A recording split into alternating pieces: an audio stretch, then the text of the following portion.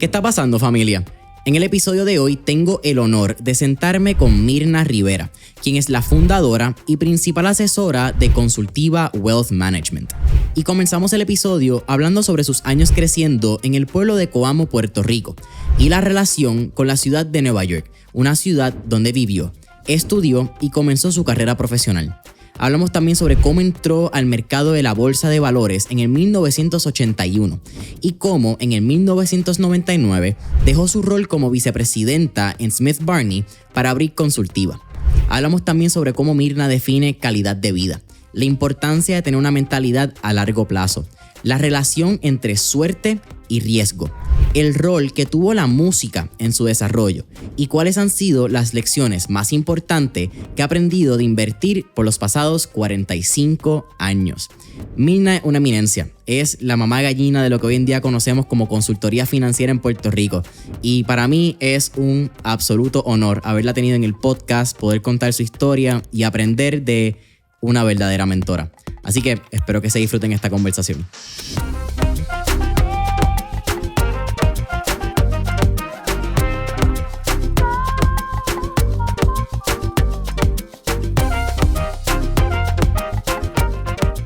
Mirna Rivera, ¿cómo estamos? Buenas tardes, Jason, muy bien, gracias por invitarme. Oye, encantada de verte de nuevo. El placer es todo mío. Bienvenida a Mentores en Línea. Creo que esto es uno de los episodios que estoy bien emocionado porque no solamente he tenido la oportunidad de leer sobre ti, sobre tu historia en el libro de nuestro gran amigo Frank Carrasco, Conversaciones con el Éxito.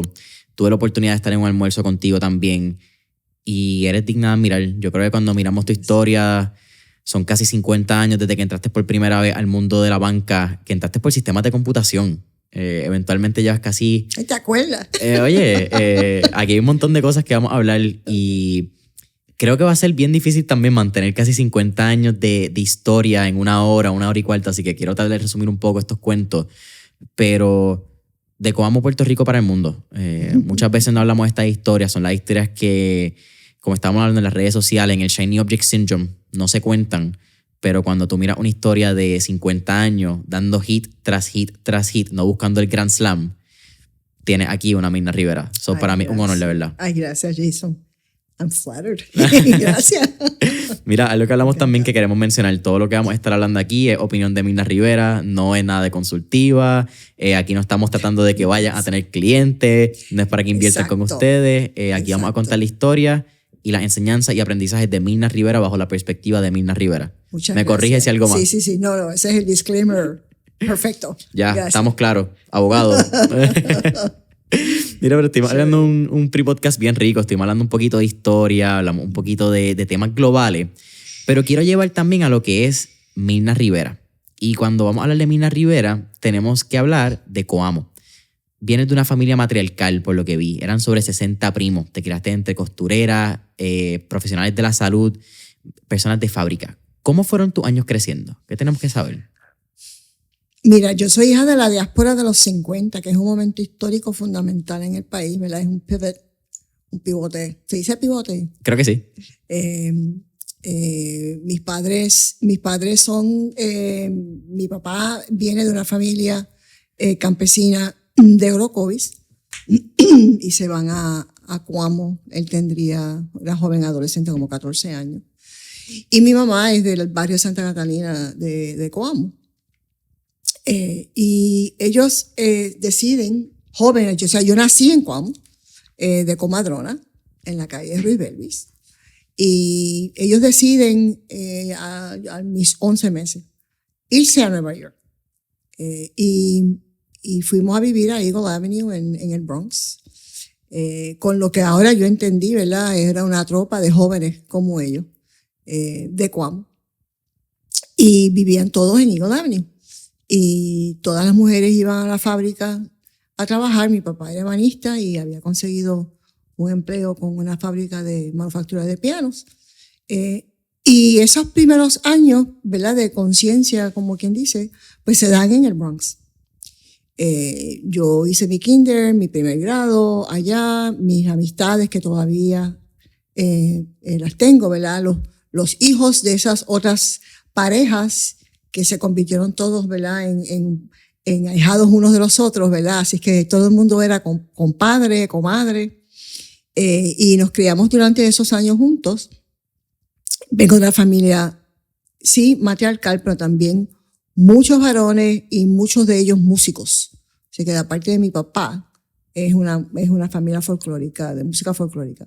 Y luthieres también.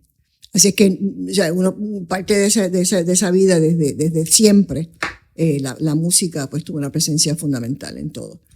Entonces mis papás pues logran, cosa que, ¿verdad?, nunca llegué a preguntarles, cómo es que estos muchachitos tan jovencitos logran reunir suficiente dinero para comprarse una casa en el condado de Suffolk, que es parte de Long Island, la parte este de la ciudad de Manhattan. Hay esta isleta larga que se llama Long Island, y uno de los condados es Suffolk County, y dentro de Suffolk County hay un municipio que se llama Brentwood. Y esta fue la primera comunidad hispana que se desarrolla en Brentwood. Y mis padres son parte de ese fenómeno. Mi papá le tocó viajar horas y horas y horas todos los días en el metro de Brentwood al Bronx, porque se quedó trabajando en Krakow. Pero el sistema de educación pública en Brentwood fue fundamental y fue una bendición. Nosotros tuvimos una educación muy amplia, muy rica, y rica no solamente desde el punto de vista académico tradicional, sino la música, los idiomas, la educación física, cosas que lamentablemente pues hoy no forman parte, ¿verdad?, de nuestro sistema. Y mis padres regresan a Puerto Rico, deciden regresar a los 14 años. Pues a los 14 años yo era estudiante de violín clásico, becada. Llego a Cuamo.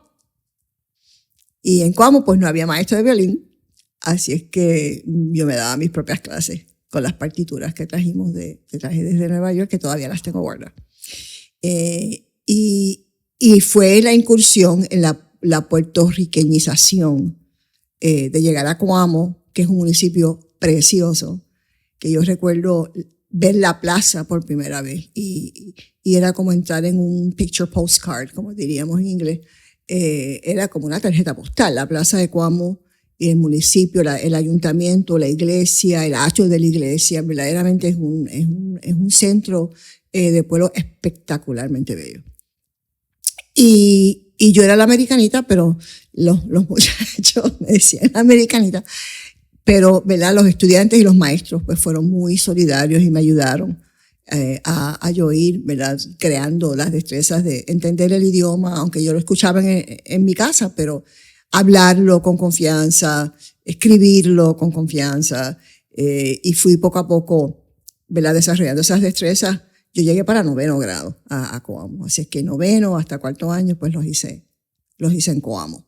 Y tengo unas amistades, mis clases se reúnen todos los años varias veces y nos reunimos y nos vemos y nos abrazamos y nos hacemos los cuentos, ¿verdad? Y servimos de memoria unos a los otros.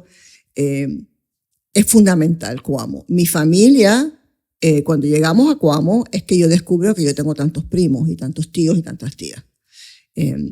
Además de los primos segundos, ¿verdad?, esas familias extendidas. Y me crió con esa confianza. Es la época, todavía en esa época, de mucha codependencia comunitaria y de mucho desarrollo de solidaridad unos con los otros. Cuando todavía había un sentido de comunidad. Sí, eso se rompe cuando llegan los cupones, quote unquote. Y eso lo decía a mi mamá. Mami trabajó en el municipio cuando llegó el primer programa de los cupones. Y entonces de momento te llega un cheque o llegaba algo por correo y que te daba un poco de sustentabilidad económica. Así que ya tú no necesitabas tanto del vecino. Y entonces se va deshilachando esa fibra comunitaria. Yo creo que se ha rescatado mucho de eso, porque todavía Coamo hoy día es una comunidad de juntos y amontonados, como decíamos allá. Claro. Extraordinaria, verdaderamente extraordinaria todavía. Pero sí hubo ese deshilacharse. Y eso también pues crea otras consecuencias sociales, ¿verdad?, que podríamos estar aquí horas conversando. Pero Coamo es fundamental, es parte de quien yo soy y cómo me formé. Fíjate, me parece interesante porque si nos vamos en un viaje de historia, a mí me encanta la historia igual que a ti y estuvimos yo creo que como media hora ya hablando de historia previamente, pero me parece fascinante ver cómo movimientos económicos son esa semillita de muchas de las causas de rupturas sociales, de problemas que tenemos hoy en día en la comunidad que no pensamos que vienen desde un elemento quizá fiscal económico. Pero si me voy por ahí nos vamos en otra línea. Sí, Así que... totalmente de acuerdo. O sea, ¿qué fue lo que pasó en los 50 en Puerto Rico? ¿Verdad? Y cómo es que se provoca una diáspora masiva a Estados Unidos. Es producto de unas decisiones de desarrollo económico en Puerto Rico que lamentablemente resulta en el desplazamiento de una gran cantidad de la población, particularmente la población campesina del centro, por la agricultura. Claro. ¿Verdad? Y sí, eso podemos hablar otro día con mucha calma. Sí, eso es una parte 2 y una parte 3. Sí, exactamente, definitivo. Como te mencioné, quiero tratar también de dar varios puntos y tratar de hacerlo así de una manera fast forward, porque tu historia es muy interesante y no quiero que se nos vaya el tiempo. Pero tu educación, una vez llegas a Puerto Rico, pasas por el sistema de educación pública, UPR, Universidad de Puerto Rico, el pilar de este país. Uh-huh. De acuerdo. Y estudias matemáticas, algo que me parece fascinante. Te gradúas con altos honores de bachillerato en la Universidad de Puerto Rico de Calley y el gobierno te apoya para irte a Lehman College otra vez a Nueva York. A donde habías comenzado todo. ¿Cómo describirías tu relación con la ciudad de Nueva York? Ese es otro pilar. Yo soy neoyorquina virtual. Mi inglés es mejor que mi español. Yo pienso en inglés. Algo que he descubierto con el tiempo. Hay emociones que me salen exabruptos que salen en inglés. Mis primeros años fueron en inglés. Regreso a Lehman College, regreso al Bronx, cosa que consternó a mis padres, bendito.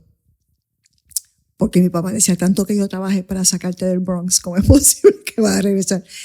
Y en mi caso era escuela graduada, que no era tampoco una aspiración. Yo era la primera en mi familia de haberme graduado en la universidad.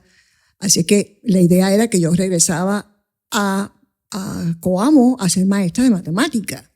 Y eso era un logro espectacular, que sigue siéndolo. Pero imagínate, ¿verdad? En aquella época, estoy hablándote de los mediados de los 70. Y el plan era, pues yo iba a regresar a Coamo, yo tenía un novio, me iba a casar y íbamos a tener, ¿verdad?, la casa en la urbanización y los chicos y el perro y el carro y yo iba a ser maestra. Y that was it. Y eso era una aspiración de familia, no solo mía, de familia. Aparece esta oportunidad, yo me enamoro, yo sigo queriendo ser pedagoga, pero entonces ya después de años en la universidad, pues empiezo a mirar más allá y decir, no, ¿cómo no? Quizás en la universidad. No puedo porque no tengo estudios graduados y entonces ahí aparece esta oportunidad. De un intercambio que se dio en aquella época entre City University of New York y la Universidad de Puerto Rico. Llego a Nueva York. Así es que yo paso mis 20s en Nueva York. Porque yo me hago adulto en la ciudad de Nueva York, en la década de los 70. Esto es Bronx is Burning era, ¿cierto? Esto es Bronx is Burning era, pero esto es también la época de una convulsión cultural extraordinaria. O sea, yo voy a dar clase, yo era una nena, yo voy a dar, por parte de mi paquete financiero, de apoyo financiero, era dar 2 clases en Lehman College, una en español y otra en inglés. ¿Por qué? Porque había un programa en CUNY de programa bilingüe y había clases que se daban en español. Y había una comunidad hispana, no solo puertorriqueña, sino hispana latinoamericana, que albergada y vivía en la ciudad de Nueva York y estudiaban en las distintos recintos de CUNY. Así que yo daba clases de precálculo, una en español y una en inglés. ¡Wow! Entonces, encontrar esa comunidad. Además, Lehman College también es un evento extraordinario. Es uno de los campus más preciosos del mundo. Y una comunidad, una facultad internacional. O sea, de nuevo, no es un aprendizaje extraordinario, entonces te abre la óptica del mundo. Descubres el mundo. Y entre los académicos, pues descubres las Naciones Unidas y descubres conferencias de las Naciones Unidas. Armamos un grupo de teatro, música teatro que se llamaba Guasábara, y hacíamos performance en Lima, íbamos a John Jay College, íbamos a Hunter, o sea, los distintos recintos de City University, y se abre la ciudad para mí desde Lehman College. Y eso a los 22 años es indescriptible. Y te cambia forever, ¿verdad? Te cambia tu perspectiva del mundo por siempre. Así que esos años son fundamentales. Y además, la década de los 70, desde un punto de vista musical, es increíblemente rica en la ciudad de Nueva York. Es el surgimiento de las estrellas de Fania, es el surgimiento de la música de funk rock, ¿verdad? ¿Qué te digo? Para muestra un botón, pues Earth, Wind and Fire. Es la época también de las discotecas y del el hustle y Saturday Night Fever. O sea, todo eso se da en los 70. Tú viviste todas las películas. Yo viví todo eso, yo tenía 23 años, 24, 25, y todo esto está ocurriendo. Entonces te va formando.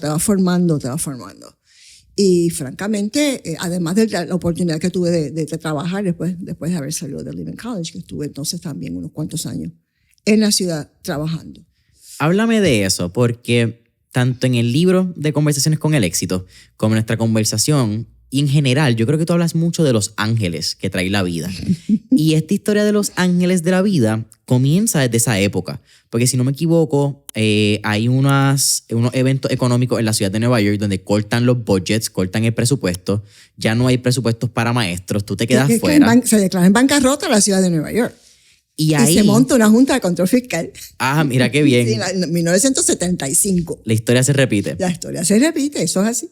Y entra alguien que podemos considerar quizás uno de tus primeros ángeles en esta historia. Sí. Y entras como técnica de computación o ayudar en los sistemas de computación en Merrill Lynch, si no me equivoco. Bueno, en Service Bureau Company, y uno de nuestros clientes era Merrill Lynch. 1975 más o menos. 75, sí, hasta que regreso a Puerto Rico. Estoy en Service Bureau Company. Explícame, si quieres, lo que es el concepto de los ángeles para que la gente lo entienda. Sí. Y cómo esa pequeña entrada, que fue por sistemas de computación, otra cosa, abre la curiosidad para que en el 1981 tú saques tu primera certificación de finanzas. Correcto. Ya regreso a Puerto Rico y me hago broker, lo que llamaban los brokers en aquella época. Bueno, sí, Los Ángeles están en mi vida y ya los voy articulando desde joven, ¿no? Pero lo que sí ocurre en ese momento histórico en particular, Jason, es que estamos en el 1975, se declara en bancarrota la ciudad de Nueva York, e igual que yo había ido donde el decano en el recinto de Calle para buscar empleo, voy donde el decano del departamento de matemáticas en Lehman, ya yo llevaba 2 años y pico trabajando allí, y pido empleo. Y me dicen, la ciudad está en bancarrota, se han congelado las plazas en City University of New York. Así es que esa puerta se cierra, me quedo como adjunct lecturer, y estoy en un encuentro de amistades en Nueva York, no sé, social, y están, ¿verdad? Y les puedo mencionar con nombre y apellido, Lilia Planel, Inés Valencia, y Lilia me pregunta, ¿y qué tú vas a hacer ahora con esa maestría? Y yo le digo, bueno, pues yo quiero ser, ¿verdad? Yo quiero ser profesora y me encanta la pedagogía, he estado trabajando acá. Y ella me dice, pues yo te voy a ahorrar un montón de años de trabajo y de sufrimiento y de frustraciones. Tú debes enfocarte en el mundo corporativo y debes empezar a leer revistas y periódicos como el Wall Street Journal. Y Jason me está hablando chino, yo no tengo ni idea de lo que ella me está diciendo. Y entonces me dice Inés, te vamos a poner en contacto con una amiga nuestra, Linda Klein, que es headhunter. Los headhunters son estas personas que te ayudan a buscar empleo. Y yo me dejo llevar. Me consiguen el teléfono de Linda Klein, yo llamo a Linda Klein, voy a la oficina de Linda Klein y ella me dice, bueno, vamos a ver lo que podemos hacer con una chica puertorriqueña con straight A's en mathematics. Y ella me manda, me preparó un resumen que yo hasta ese momento no sabía lo que era eso. Entonces me preparé el resumen y me envía a 3 entrevistas que tienen que ver con números. Uno es ser analista financiero en Bank Trust, era como se llamaba el banco. Otra fue de análisis actuarial en una aseguradora, que fue Mutual of New York. Y la otra fue estos sistemas de computación, que estos son los predecesores de lo que hoy día es Microsoft. En Manhattan, que se llamaba el Service Bureau Company. Esto antes de Dial-Up, antes de lo que la mitad de la gente aquí entiende. Estos son los primeros desarrollos de software previo a la generación antes de Excel, PowerPoint, Word, que era el suite, ¿verdad? de Microsoft, que no surge hasta los 90.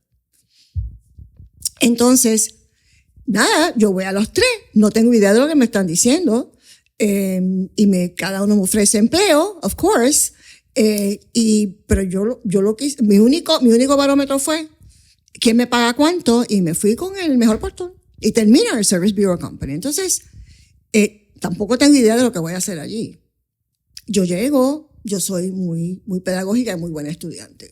Así es que yo, I pay attention, voy a los adiestramientos, tomo mis notas, y entonces voy desarrollando esta idea de lo que significa estos sistemas de computación y quién los usa y por qué, cuál es el valor añadido, etcétera, etcétera. Y eso era parte de nuestro adiestramiento. Y termino eventualmente en un equipo de trabajo, dando apoyo a los de marketing que daban servicio y buscaban clientes en el sector financiero en Nueva York, que eran los bancos, las aseguradoras y las casas de corretaje. Y yo, de nuevo, ni idea. Me decían, tienes que hacer esto, y yo pues lo hacía. Y Merrill Lynch se convierte en el cliente más importante, a quien más años le dediqué, más tiempo le dediqué. No tenía idea de lo que ellos hacían. Yo trabajaba con el departamento de finanzas de Merrill Lynch en la sede de la empresa en Wall Street. Y el director de finanzas nos decía, necesitamos un programita que haga tal más cual. Y nosotros le desarrollábamos el programita, y era un sistema, era por terminal, esto es la primera ensayo con lo que es la interactividad, que hoy día damos por sentado. Pero si tú trabajabas en una empresa, en cualquier lugar, en los 70, y tenían sistemas de computación en la empresa, era sencillamente una computadora en el sótano, gigantesca, a base de tarjetitas, y lo que se hacían eran cosas automáticas, la nómina, cosas predecibles, automáticas que pueden.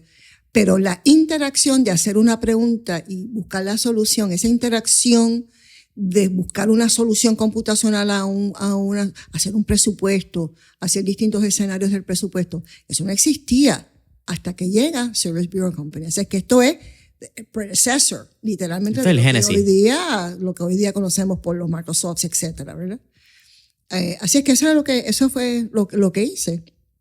Y descubro en el proceso, pues, los bancos y las casas de bolsa, etcétera, etcétera. Esto quizás es un paréntesis a la historia bien, bien rápido, pero son casi 50 años desde ese momento, un poquito menos, 45, 46. Hoy en día en Consultiva utilizan mucha computadora, es parte del research, es parte de las estadísticas del día a día. ¿Cuán loco es eso para ti? Pues a mí me parece muy entretenido porque yo lo estaba haciendo en los 70.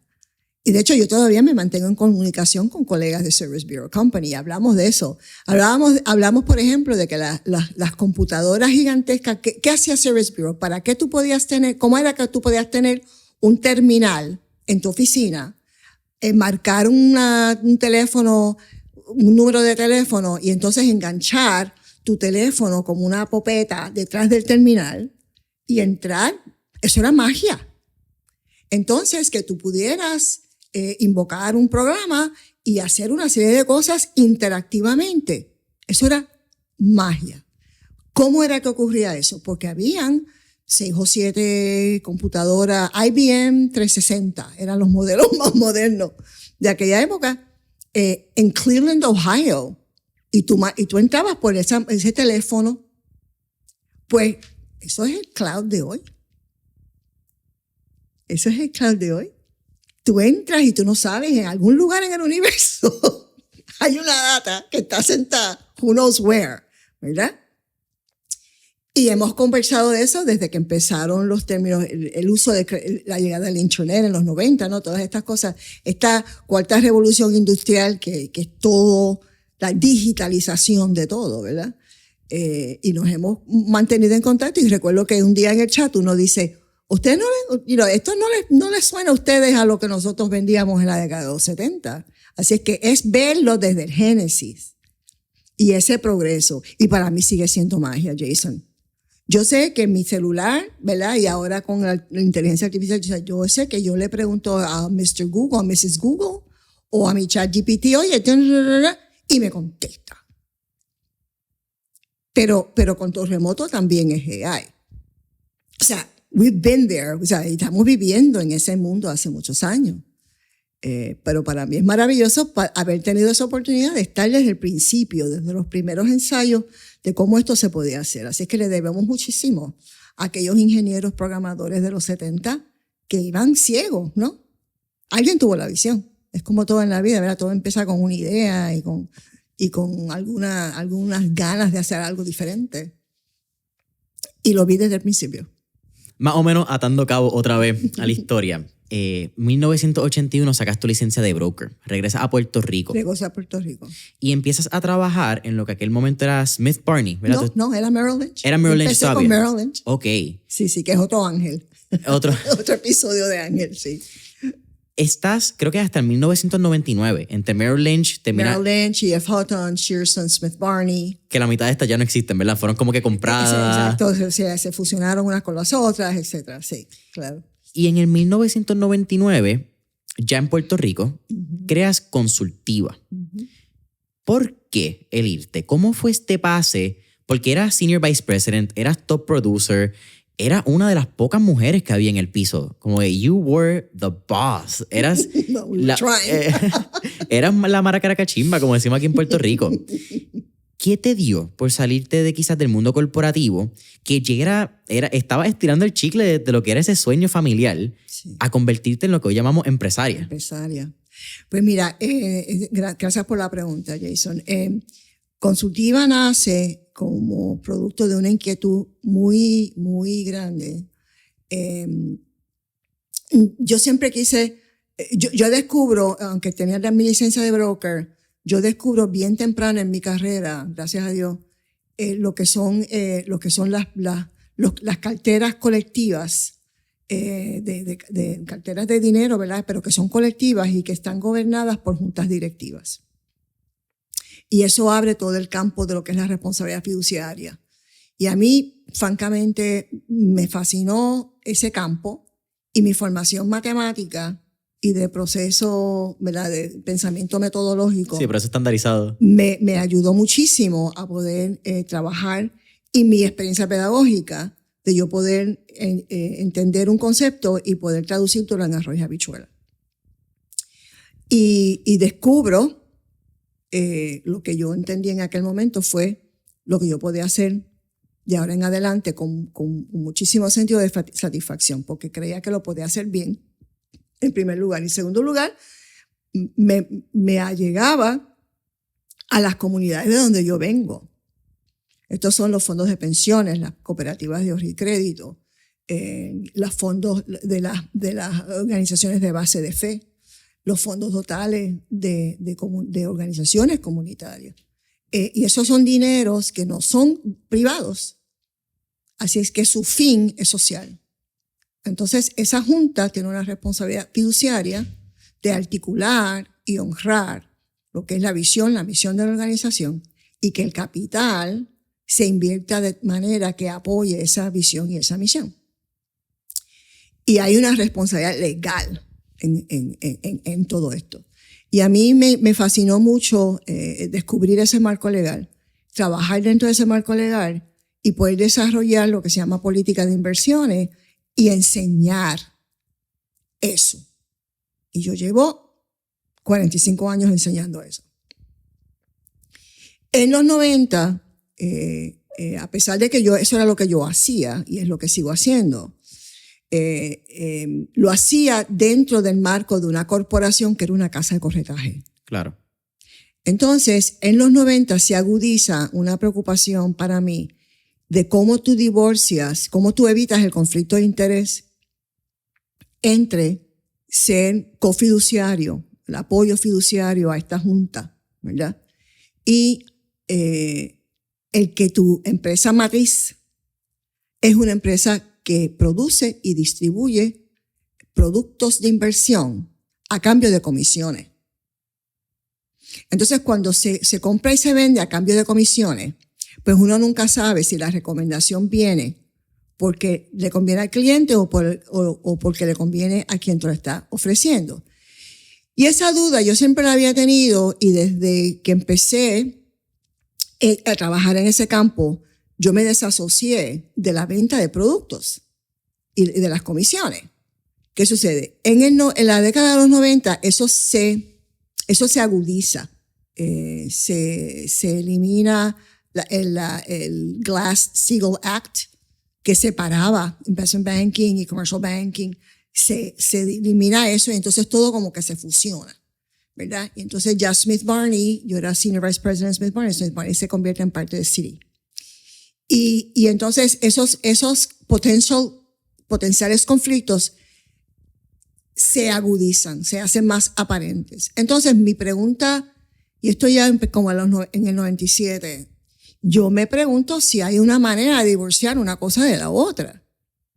Entonces le pido a un colega especialista en investigación si podía hacerme el favor de ir a averiguar si se podía separar y hacer el trabajo, y me dice, Mirna, sí se puede.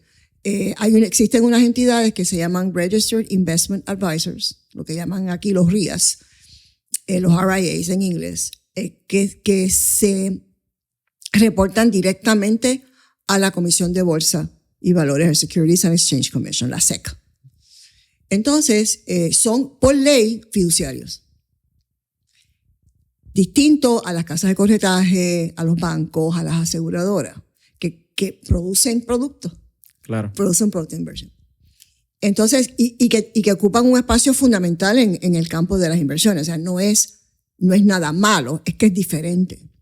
Entonces, pues, yo, ¿verdad?, le doy mucho pensamiento, mucha reflexión a cuál sería la conveniencia, si íbamos a continuar ya empezar, o sea, topándonos más y más y más con este conflicto, si valía la pena tomar la oportunidad, ¿verdad?, lanzar y crear una empresa que fuera independiente. Y estuve 2 años con unos colegas maravillosos, evaluando y creando el modelo y visualizando, y creamos un plan de trabajo. Y en octubre, el 5 de octubre del 99, nació Consultiva Internacional. Hoy día es Consultiva Wealth Management, pero fue la primera Registered Investment Advisor en Puerto Rico. ¿Cómo fue esa decisión? ¿Fue difícil? Bien difícil. ¿Por qué? Porque como cualquier empresario, y hoy día yo hago mucha mentoría a muchos jóvenes empresarios, le digo, bueno, lo primero que tienes que entender es que esto no es una decisión tuya sola. Esta es una decisión, tú estás tomando una decisión de calidad de vida que va a impactar a tu familia. Así es que es importante que te sientes con tu pareja, compartas el sueño y hagan un presupuesto y cuantifiquen el riesgo a la familia. No, la de la empresa es otra historia. A la familia. Los primeros 24 meses de este proyecto no te va a pagar un centavo. Tú tienes 24 meses de reserva para poder pagar los gastos de tu hogar. Si tienes pareja, hipoteca, hijos, porque a la primera que tú falles en el pago de la hipoteca, a la primera que tú falles en el pago de la matrícula, duermes en el sofá. sea, esto es una decisión que va a impactar a corto plazo y a largo plazo la calidad de vida de tu familia. De modo que esto es una decisión de familia. Es lo primero. Gracias a Dios, cuando llegan ya donde mí, pues ya han pasado, ¿verdad? Han cruzado ese charco, como decimos. Pero muchos no. Yo no. Tú ves, ¿cuánto te cuesta a ti el mes? Y es impresionante como los empresarios y los gerentes y los ejecutivos empresariales se conocen capítulo, versículo, el presupuesto de la empresa, pero el de su casa no la conocen. ¿Cuánto me cuesta la hipoteca, la luz, el cable, ¿Y cuál es tu costo de vida? ¿Cuál es tu costo de vida? Porque ese es el pie forzado en toda planificación financiera, Jason. Porque tú lo que quieres hacer es replicar eso hasta que te mueras, ajustado por inflación. That's it. Y entonces, ya la expectativa de vida está en 90, 95 años. Todo parte de cuál es tu costo de vida. Porque tú lo que quieres es tomar decisiones que quizás aumenten tu costo de vida. En otros momentos en tu vida ya puedes reducir tu costo de vida. Pero lo que todo el mundo quiere es que no se le acaben los chavos antes de morirse. Claro. Así que esa es lo primero. Eso lo tienes claro, lo tienes en blanco y negro, porque ese es tu pie forzado. Y entiende que durante los primeros 24 meses, como empresario, tienes que partir de la premisa de que el proyecto no te va a pagar. De hecho, yo estuve 2 años sin sueldo en consultiva. Así que yo tuve que sentarme con mi familia y explicarle qué era lo que iba. O sea, mi mamá, yo no tengo hijos naturales, pero tengo mi esposo, mis hermanos, mi mamá, y decirle, yo quiero hacer esto, y ellos me miraban como, ¿estás segura? Uh-huh. Pero claro, ya estaba requete pensado y recomputado y qué sé yo. Eso es lo primero. Eso o te da mucho, entonces depende de si tú eres una persona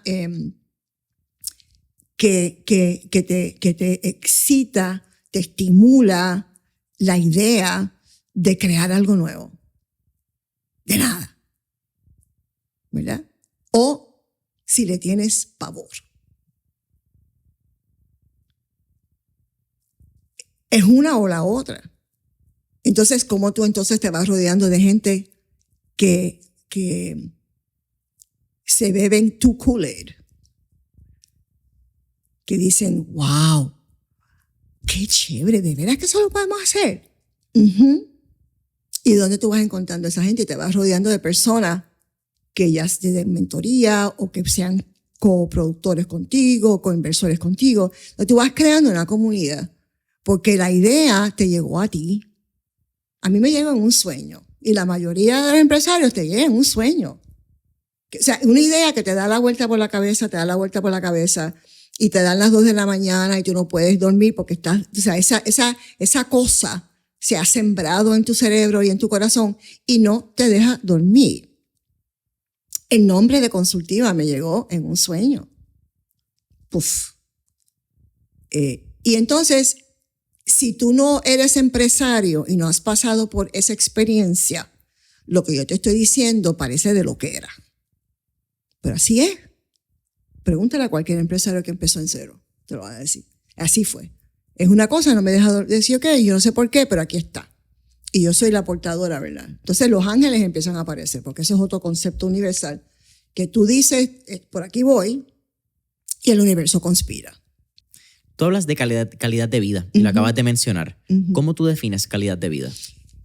Gracias por esa pregunta, porque es muy distinto calidad de vida a estilo de vida. Ese es otro precepto mío cuando doy talleres de planificación financiera personal.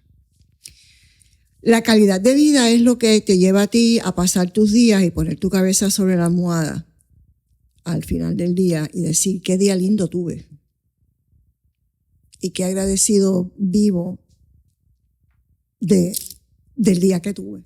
Y ojalá mañana sea igual de chévere. Y muchas de esas cosas, Jason, no cuestan nada o cuestan muy poco. Calidad de vida tiene que ver pues con lo que tú consideras importante y cómo tú defines la felicidad. Estilo de vida es otra cosa. Estilo de vida tiene una métrica que tiene que ver con cosas. la casa, el carro, la ropa, ¿verdad? Y que tú le adjudicas importancia a esas cosas. Y está chévere también. Yo no estoy aquí para pasar juicio, pero estoy aquí para un poco decirte, mira, hay una diferencia. Y tú puedes decidir que tu calidad de vida depende de cosas. Ok, fine. Está bien. Pues entonces, hacia eso vamos. Entonces, porque a mí me toca ayudarte a parir el dinero que te va a permitir tener el estilo de vida y que no se te caben los chavos antes de morir. Y ahí entra, pues, el bote, los viajes, comer fuera, los vinos, maravillas, maravillas, maravillas. Qué bueno que lo podemos hacer. Si no lo podemos hacer y lo quieres como quieras, entonces hay una controversia ahí, ¿verdad? Que una de esas cosas, psicoanálisis sí. entre lo que tienes y lo que quisieras tener. Y entonces si te dejas llevar por lo que quisieras tener y te desvías y te obsesiona y eso llega al seno de tu familia. Esa energía la recoge de tu pareja, la recogen tus amistades, la recogen tus hijos, la recogen tus colegas. Which is fine. Pero vamos a ser honestos. Y entonces hay quien vive con 500 pesos al mes y hay quien necesita 40 al mes. You know, and that's fine. Mira, porque tú definiste lo que te hace feliz de la manera en que tú lo defines. Consultiva maneja sobre $1,000 millones en assets under management. Tú has visto dinero crecer. Tú has manejado tanto carteras comunitarias, ¿verdad? Carteras sociales como individuo. You've done it all. I have. Para bien o para mal, yes. Como dicen por ahí, it is what it is. It is what it is, exacto. ¿Cuál tú crees que es el error financiero más común que la gente no está consciente de? Que no han hecho la distinción entre calidad y estilo y no lo han cuantificado. Lo que yo llamo el pie forzado. Tú llegas a mi oficina y tienes 2 millones, 5 millones, yo te voy a hacer las mismas preguntas. Primero, ¿cómo tú defines, what makes you happy? ¿Qué tú quieres hacer? Porque yo no te puedo aconsejar ni sugerir qué hacer con el dinero si no hay un norte. ¿Cuál es el norte? No, que mira, que en aquel sitio me están ofreciendo 4%, que I don't care. Yo también, that's not the point. Entonces, ¿cuál es tu norte? Y eso es una experiencia emocional, psicológica profunda. Yo uso una hoja que se llama el plan de gastos mensuales. Y yo sugiero, bueno, siéntate un domingo por la tarde con tu pareja, una buena musiquita que te entretiene, un vinito, whatever, ¿verdad? Tu spirit. Entonces, tú vas a llenar esta hoja que es el plan de gastos, de cómo tú estás gastando. Entonces, la casa, la luz, el agua, ¿right? Gasolina, salida. El celular, Esa es una categoría. Después vienen las pólizas de seguro. Incapacidad, médico, el carro, la casa. ¿Cuánto se te va en primas de seguro? Y la próxima es los préstamos a término, que tienen final. Hipoteca, carro. Lo que tú cogiste prestado para el carro, para ir a Disney. Tarjetas de crédito. No. La tarjeta de crédito es aparte. Okay. Porque la tarjeta de crédito, esa es la cuarta categoría. La tarjeta de crédito es una deuda que no termina. O sea, no tienes una libretita, lo que yo llamaba antes la libretita Claro. del préstamo. Sí, que de momento todavía llega en correo. Eso es puramente función de tu carácter y de tu voluntad. Que tú saldes las tarjetas mensualmente o que tú sigas porque como es fácil, sacas la tarjeta y ¡pac! Hiciste la transacción. Ok, chévere. Yo no te voy a preguntar cuánto tú debes en balances en la tarjeta. Lo que te voy a preguntar es cuánto tú pagas a cada una mensualmente. La gente no sabe. Entonces les advierto, cuando terminas lo de los préstamos personales, ¿verdad? Que es la parte 3 y te quedan 2, te vas a parar y le vas a dar una vuelta a la mesa y te vas a dar un traguito de tu whatever lo que te serviste y vas a respirar. Porque entonces vienes, aparte de todo, oh my God, yo creía que estaba dos. No. Vamos a las tarjetas de crédito. Y finalmente, hoy, ATH, Si todo lo pagas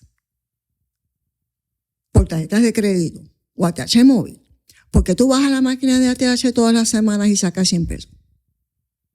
Why? ¿Qué tú pagas con esos chavos?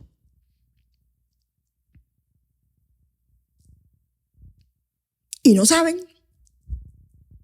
Y pues, cotéjate, ¿verdad? El estado de banco. Y cuántas veces tú fuiste a la ATH. Y la próxima vez hazte un experimento. Llévate un sobrecito, porque ATH te da los chavos en billetes de 20 y los billetes de 20 hacen puff. Así que tú los pones en un sobrecito y el primero que tú saques, antes de haga puff, tú vas a notar, lo saqué para comprar el café o para whatever, lo que sea, porque hoy día ya con ATH móvil, ¿verdad? Pues es más fácil. No todo el mundo tiene ATH móvil, pero hazte la pregunta. Entonces, ¿por qué? Porque tú, a menos que no tengas una obsesión por el gasto, cuando tú sumas las 5 partes, Jason, te sobra algo. A menos que tengas una obsesión por acumular deudas, ¿verdad? En todo caso, pues eso es otra. Pero, ¿cuánto te cuesta el mes? ¿Cuál es tu presupuesto operacional? ¿Ok? La escuela de los nenes, o sea, all of it. Entonces lo vas a mirar y ahí te vas a dar un traguito y vas a darle la vuelta y vas a decir, wow, te va a pasar una de dos cosas. Wow, yo tengo un buen lifestyle, pago todo, ¿verdad? Soy un jefa de familia responsable. Estoy gastando lo que está a mi alcance y estoy dándole una calidad de vida a mi familia. Chévere, ¿ok? Y me sobra alguito. Entonces ahí la neura es, ¿y eso que me sobra? ¿Dónde está? Porque si voy a la cuenta de banco, no está en la cuenta de banco, no está en la IRA. Pues me falta algo porque estoy contando los chavos, no tengo ahorro. Eso crea como que go back to the beginning, ¿verdad? Y decir, espérate, aquí falta algo porque esto me dice que a mí me están sobrando 100 pesos mensuales o 150 pesos mensuales y yo no tengo 150 multiplicado por 12, multiplicado por 5 años, no lo tengo en una cuenta de ahorro, no lo puse en la cuenta IRA. ¿Dónde fueron a parar esos chavos? Y eso te va a provocar una crisis existencial. La otra alternativa es, oh my God, yo no genero en ingresos tanto como lo que estoy gastando. Y por eso es que los balances de mi tarjeta están inflando. Y eso te crea otro tipo de crisis existencial. Así es que es una experiencia, digo, mira, esto no es una experiencia financiera, esto es una experiencia emocional, espiritual, porque te provoca y te obliga a preguntarte, mi relación con el dinero, ¿verdad? Y yo tengo toda una filosofía que ya tú has escuchado de la relación con el dinero. ¿Qué es el dinero? Y, ¿por qué le adjudicamos tanta importancia y tanto valor al dinero? A mí me encanta, y si quieres vamos a hablar un poquito de eso, porque tú hablas del dinero como transferencia de valor. Sí. Y eso es un tema que si tú me lo preguntas a mí, es como yo lo veo como la meritocracia. Porque mucha gente quiere dinero, dame, yo quiero millones. Mucha gente quiere $1 millón Sí, cuando no son una persona que aporta $1 millón en valor. Y aunque esto es una opinión bien mía de Jason, es bien personal, valga la redundancia, y relativamente controversial, y estoy claro de. Pero yo tengo un problema cuando de momento la gente de mi generación, yo soy generación Z, 24 años, salen de universidad y quieren ganarse $18, $20. Quieren tener un salario de $70,000 porque en Estados Unidos es ese. Y de momento mi pregunta ha sido, y le he parado de hacer porque ya me he buscado varios problemas con este argumento, que es, ¿cuánto valor tú ofreces para que esa compañía te pague $20? Porque si tú eres otro del montón, tú no vales 20. 12, 13, quizás maybe. 14, maybe. Si tienen una compañía que facture y genere. Pero ¿qué valor tú estás añadiendo a la mesa? Y muchas veces, al igual que en el tema financiero, no saben, porque no han hecho o un diagrama de Venn o una tablita cuadriculada, de un SWOT análisis personal. They just haven't put in the work. Pero con ese tema también del valor del dinero, yo quiero que tú me hables de la suerte y el riesgo. Porque hay un capítulo de Morgan Housel en Psychology of Money que habla que la suerte y el riesgo son la misma moneda, solamente que diferentes caras. Y al momento de inversión, de hablar del tema de dinero, yo creo que mucha gente se enfoca en la suerte. Se enfoca en el que la pegó, en el Mark Zuckerberg, en el Larry Page, en el Bill en Gates. la acción del día, que eso es lo que está de moda ahora, que nos vuelve locos a los que somos inversionistas fiduciarios. Y entonces vemos el que gana, que es la historia, es la portada de Forbes. Esa es la portada. Y no vemos los otros 99 que haciendo la misma hazaña fallaron. ¿Cómo tú ves esa relación de suerte y riesgo? Suerte y riesgo. Vuelvo a lo del pie forzado. Tienes un dinero. Vamos a suponer que hiciste el ejercicio y hay un dinero. Vamos a poner una cifra, hay $1 millón. Hay $1 millón. Bueno, pues mi pregunta va a ser, ¿qué tú necesitas que haga este millón para ti? ¿O qué tú quieres que haga este millón para ti? ¿Y qué pito toca eso vis a vis tu objetivo, tu calidad de vida, tu estilo de vida, etcétera? ¿Okay? Entonces, las contestaciones son diversas, son lo quiero guardar, no lo quiero perder, lo que, ¿sabes? Es el paso más allá de tenerlo en una cajita debajo de la cama, o sea, que me gane alguito, pero no que perder. Esa es una alternativa. La otra es, no, yo quiero crecerlo y que se multiplique. Ok, chévere. Pues vamos a hablar de riesgo. Vamos a hablar de riesgo. Riesgo en el contexto de yo lo quiero guardar en la cajita, es que en el tiempo lo que tú puedes hacer con ese dinero hoy te va a salir más caro de aquí a 5 años. Porque la comida sube de precio y la gasolina sube de precio y quizás pues la casa que quieres comprar hoy vale tanto, pero de aquí a 5 años va a valer más o menos, ¿verdad? We don't know. Pero inflación es esa cosa, ese personaje con quien uno vive. Uno tiene 2 o 3 cosas ciertas en la vida: taxes, inflación y la muerte. Qué malos son los primeros 2, ¿ah? Particularmente taxes.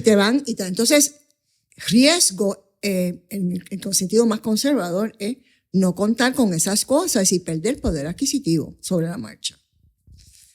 Otro tipo de riesgo es que es lo que la gente más piensa, es el riesgo de grandes pérdidas, que by the way es uno de los dogmas, uno de los 5 dogmas en el estándar fiduciario. Diversificar para evitar o minimizar el riesgo de grandes pérdidas. O sea, tú no pones todos los huevos en una canasta. O sea, nosotros tenemos, ¿verdad? En el decir popular de Puerto Rico sabemos lo que eso quiere decir. Pues, ¿cómo se diversifica para manejar? ¿Por qué? Porque cuando estás trabajando con la bolsa de valores, por ejemplo, o con los bonos, las tasaciones son todos los días entre las 9:30 y las 4 de la tarde, cada segundo. Si hacemos el cálculo, ¿cuántos segundos hay entre las 9:30 de la mañana y las 4 de la tarde? Pues si tú haces ese cálculo, ¿verdad? Pues entonces las acciones de Microsoft, las acciones de Nvidia, las acciones del Banco Popular se están traficando como si fuera una plaza de mercado, ¿verdad? Y aquel kiosco compra y vende Banco Popular y aquel otro compra y vende Nvidia. Y entonces el que compra y el que vende, y el que compra y el que vende. Y entonces esa tasación está fluctuando a corto plazo. A la larga, las acciones del Banco Popular van a valer lo que ha sido capaz el Banco Popular de generar en nuevos negocios, en ingresos adicionales y en ganancias de capital, y que ha podido distribuir en dividendos a sus accionistas, que no somos nada que tú y yo que compramos unas acciones del Banco Popular. ¿Cuál es mi riesgo? De que antes de que suban las acciones del Banco Popular, bajen, y bajen por la razón que sea. Si tú empezaste un proceso de inversiones a finales del 2020, tú tuviste un año del 2021 de bolsa fenomenal, hasta que llegó noviembre. Y en noviembre del 2021 empezaron a bajar, especialmente empresas de tecnología, porque ya se asomaba la inflación. Y empezó el discurso de que la inflación está subiendo muy rápido. ¿De dónde viene la inflación en este momento histórico de ustedes? La pandemia. Es la pandemia. Se complica la cosa en febrero del 22 con la invasión a Ucrania. porque impacta el precio de grano, impacta el precio de fertilizadores y combustibles fósiles, productos de combustibles fósiles, empiezan las sanciones contra Rusia, bla, bla, bla. Eso es una cosa que no tiene nada que ver contigo, conmigo, ni con las definiciones de estilos de vida. Es sencillamente un evento histórico que tiene un impacto económico. El otro que tuvo impacto económico fue el mes siguiente, que China, cuando le cayó la segunda COVID, volvió a cerrar. El país cerró. ¿Y por qué eso es impactante? Porque China es el manufacturero del planeta. Entonces, si no se están manufacturando las laptops, si no se están manufacturando, o por lo menos las piezas que añaden para. Sí, los chips y eso. Los chips y todas esas cosas. Bueno, pues entonces lo que está en la góndola sube de precio, porque es un asunto de demanda y oferta. Y eso es sentido común. Y nosotros somos muy buenos, o sea, nosotros tenemos un sentido común. Lo que pasa es que a veces se nos olvida que lo tenemos. Es selectivo. Y entonces como que lo pagamos. Pero oye, pero ven acá, vamos a sentarnos a verlo, tú sabes, ¿qué es lo que está pasando? Así es que el riesgo va desde no quiero perder un chavo, aunque valga menos mañana, hasta no solamente yo necesito que mi capital crezca entre 5% y 6%, o entre 6% y 7% anual por los próximos 20 años. Está duro. Está duro. Y para tú lograr eso, tú vas a tener que la cartera, la diversificación. Yo soy matemática, Jason, o sea que es cuestión de la matemática, qué peso le vamos a dar a las acciones de Estados Unidos, las internacionales, los bonos de Estados Unidos, porque son como 15 ingredientes que componen una cartera diversificada.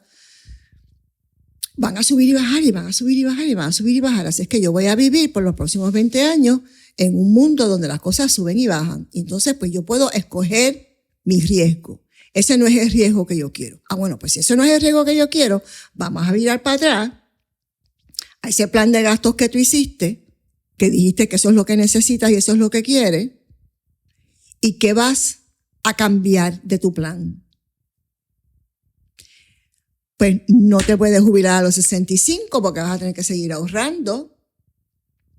Pues vas a tener que contemplar o bajar tus gastos para poder ahorrar más. O no jubilarte a los 65, seguir trabajando. You pick your poison, como dice el americano. Entonces, riesgo, entonces se convierte en un concepto tridimensional. Es real. Todo en la vida tiene riesgo. ¿Cuál es el riesgo? ¿Cuál es la definición de riesgo que tú te vas a enganchar? Esto es sastrería. O sea, ¿cuál es la definición de riesgo con la que yo voy a trabajar? Y cada cliente en mi carrera ha tenido, ¿verdad? Ha estado en todo ese prisma, desde a mí no me importa que baje de valor, yo lo que quiero ver es que el base se quede igual, a yo quiero multiplicarlo o yo necesito multiplicarlo. Si tú estás en una junta de un fondo total donante, tú necesitas generar al menos 6% promedio anual. Entonces van a haber años de 6% más 10 o 15% y van a haber años de 6% menos 12 o 15%. Entonces tú tienes una obligación fiduciaria, Jason, porque en ese escenario los chavos no son tuyos. Es la visión y la misión de la organización con la que tú te casaste porque tú estás en esa junta directiva. Y eso es lo que dicen los números. Los números, ese diagnóstico, nosotros lo vamos a traducir en una cartera, va a tener 50% en acciones o 60% en acciones. No, yo no quiero acciones. Bueno, pues si no queremos acciones, pues vamos a empezar otra vez. Porque al final del camino, pues lo demás, lo que te va a dar es inflación. Si estás bien con eso, pues estamos bien. Tú escogiste un riesgo. Y es que tú no vas a poder donar de aquí a 10 años lo mismo que estás donando ahora.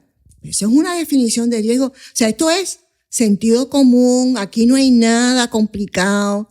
No necesitas una maestría en matemáticas, es intuición y es sentido común. Suerte es otra cosa. Suerte es que estabas allí cuando pasó algo y entonces te tocó.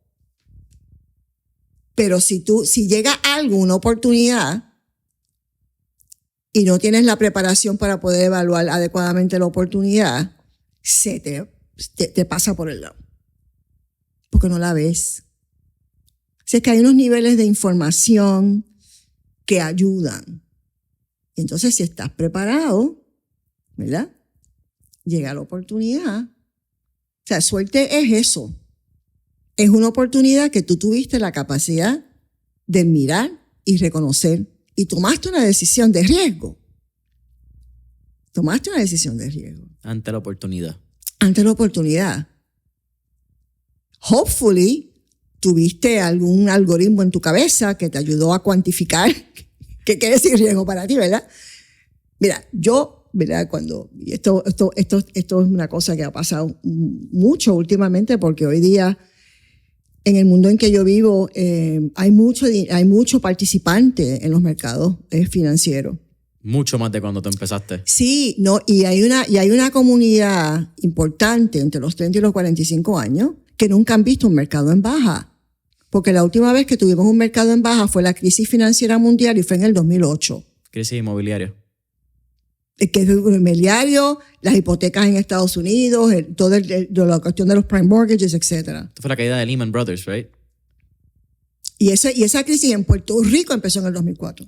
O sea que los que tenemos entre 30 y 45 años éramos pibes y no estábamos en los mercados. Y esa es la última vez que hubo una baja significativa en el Standard & Poor's, el Dow Jones, los bonos, la crisis de los bonos de Puerto Rico.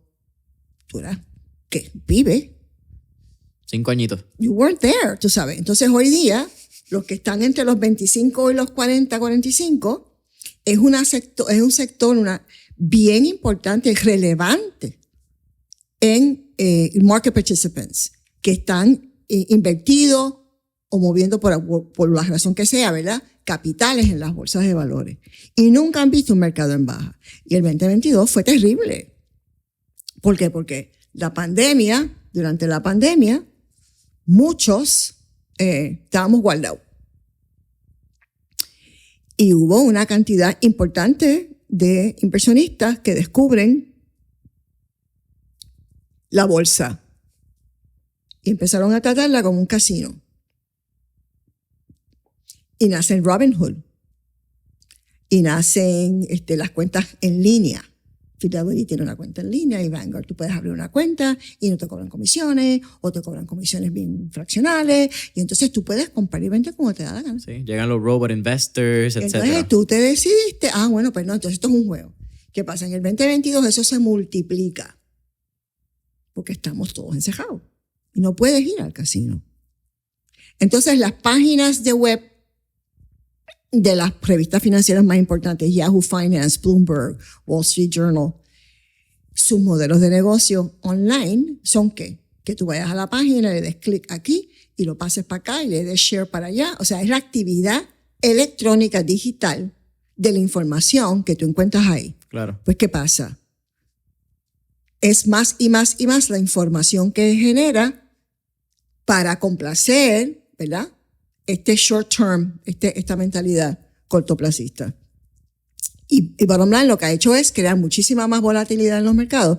Y los que estamos allí, fiduciarios, mirando portfolios que tienen una ventana de 5 años, de 10 años, estamos sujetos hoy día a mucha más volatilidad de lo que estábamos hace 5 años atrás.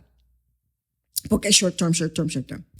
El mercado de Chicago, que es el mercado de opciones y derivados, 40% de la actividad hoy día es lo que llaman day trading. Uh-huh. Entro por la mañana y salgo por la tarde. Y ese no es el propósito de ese sistema, pero se presta para eso. Entonces, pues nada, suerte, riesgo, depende de cuán informada es la decisión que tú tomas y a qué plazo de tiempo vas a tomar esa decisión. Un día, una semana, un año, 5 meses, ha cambiado. Tú hablas del corto plazo, ¿verdad? De la gente, y mucho en mi generación. Y yo quiero hablar de esto porque con 45 años de experiencia, short term is not in your vocabulary. No, pues que mi cliente no es short term. Yo soy trader. Digo, hay una profesión de trading que es muy honrosa y cumple una función económica importante. Pero yo no vivo ahí, yo vivo en el mundo de los portfolios más largoplacistas. En un momento donde mi generación, por poner una cifra igual, vamos a usar $1,000,000, tienen $1,000,000 hoy, quieren convertirlo en 2 millones en 2 semanas con cripto o con opciones. Bitcoin, derivatives, sí. And that's the fuel. Eso es lo que los llena y ellos están jugando eso. Pero están jugando más con el riesgo que otra cosa. Correcto. ¿Qué recomendación tú le darías a toda esta generación que está buscando ese corto plazo cuando tú has sabido quizás hacer de 1 millón, 2 millones en 10 años? Sabiendo que el retorno sigue siendo un 100% a 10 años. Sí, ok. Buena pregunta, gracias. Mira, esto es matemática. Yo lo que sugiero es, ¿quieres trabajar corto plazo? En primer lugar, ¿cuánto estás dispuesto a perder? ¿Cuánto estás dispuesto a perder? Because it can go either way. Nosotros armamos portfolios a finales del 2021 que entraron al mercado bajando. Y había crisis existencial en verano del 2022. Oh my God, ¿pero qué pasó? ¿Y por qué por qué no nos fuimos a Treasury Bills? Porque yo no tengo una bola de cristal. Y hace 45 años que estoy rodeada de la gente más brillante del planeta y nadie tiene la bola de cristal. ¿Cuánto estás dispuesto a perder, en primer lugar? En segundo lugar, si queremos ser cortoplacistas, porque el que se queda quieto, ¿verdad? Y obviamente pues se hacen estrategias tácticas y qué sé yo qué, sobre la marcha. Porque esto es como navegar, Jason. Tú estás aquí y vas a llegar acá. Y entonces es así. Entonces, sobre la marcha, pues tú haces stacking. Claro. Vamos acá, rebalance por acá. Pero el punto de destino sigue no siendo cambia. el mismo. Sí, tiramos aquí, tiramos acá, pero... acá, exacto. Ahora, si tú eres más cortoplacista, pues quizás este numerito no lo tienes claro. Porque no lo necesitas. You have a lot of money y quieres multiplicarlo y mira qué chévere. Ok, fine. ¿Cuánto estás dispuesto a perder? En primer lugar. Segundo, si no sabes, yo lo que te voy a sugerir es, cógete el 10% de los chavos y hazlo todo lo que tú quieras con ese 10%. Y los otros 900, pues ponlo en Treasury Bills o compra una cartera diversificada aburridísima y entonces juega con el 10. Y mira a ver qué tal te va. Y vas tú creando tu propio track record. Y hay que crash and burn. Y dicen, ok, mira, ya, ok, ya te satisfaciste, ¿entendiste cómo es la cosa? Ok, fine. Vamos ahora al mambo, a lo que vinimos. Y entonces, y se apaciguaron. Eso pasó mucho con los Bitcoin. Bitcoin era el futuro en el 2019, 2020. Todo el mundo quería invertir en Bitcoin, todos los chavos. Wonderful. Yo no tengo juicio one way or another. Es una forma de invertir. Hay una teoría económica, financiera, con respecto a la moneda digital. Claro. La moneda digital no es nueva. Las tarjetas de crédito son moneda digital. Hablaste de ATH móvil. Ok, y ATH móvil. Ok. Pues entonces, ¿qué es Bitcoin? Vamos a entenderlo. Vamos a entender entonces qué mercado satisface, cuáles son los riesgos, etcétera, etcétera. Ok, fine. Tú quieres ahí decir, pero tú vas a coger el 100% de tu dinero y ponerlo en Bitcoin. Well, I don't know. A mí no me preguntes. Yo no te voy a sugerir que hagas eso. Además, hay custodios que no permiten la compra de Bitcoin a través de ellos. Hay grandes casas de corretaje que dicen, no, vete a otro lado, pero acá no puedes comprar. So, el cortoplacismo es válido para dineros que son reservas de contingencia que tú vas a necesitar desembolsar en algún momento, pues tú lo dejas short term. Si vas a comprar y vender en las bolsas, tanto bonos, acciones, instrumentos derivados en Chicago, y lo vas a hacer a corto plazo, ten mucho cuidado. O déjate llevar para algún experto, contrátate un investment manager que eso es lo que haga. Managed options, que los hay. Hay ETFs hoy en día, instrumentos vehículos mancomunados, que hacen eso. Pues busca el instrumento. Y entonces, pero pon 5 a 10% de tu capital ahí. Ese es el sexy money, right? El resto es aburrido. Ok, fine. Pero brega primero con el 5 to 10, vamos a ver cómo te va, y entonces volvemos, ¿verdad? Encabulla y vuelve y tira con el resto del dinero. Sí, lo que pasa es que mi generación mira al revés. Mi generación mira el sexy money y quiere jugar con el 90% en vez de entender Exacto. y salvaguardar su dinero a largo plazo. Entonces, la pregunta psicológica que hay que hacerse de tu generación es ¿why? ¿A qué se debe eso? Short-term gratification de redes sociales. Lo hablamos un poquito en el pre-podcast session. Wow. Creo que esto es un término que saca Robert Kiyosaki, pero yo lo he utilizado tanto que casi ya mismo me lo adjudico a mí. Pero es que estamos siempre en el Shiny Object Syndrome. Sí. Exacto. The sexy car. El estilo de vida. De momento sale el yate. El pariseo con las mujeres o los hombres, tus panas, el botelleo. ¿Y qué te deja al final del día? Nada. Exacto. Y eso nos regresa a la primera pregunta de calidad versus estilo de vida. De nuevo, yo no voy a pasar de juicio, tú sabes, eso es lo que tú quieres hacer, tremendo. A mí lo que me toca es cuantificártelo.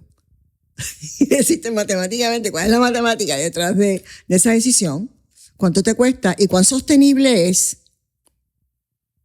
¿Cuán sostenible es? Son 45 años desde que estás invirtiendo. Son 24 desde que abriste Consultiva. Si tú pudieras decir 1 o 2 elementos que han llevado el éxito de Consultiva, ¿cuáles tú crees que serían? Había un plan articulado y hemos sido muy buenos ejecutando ese plan.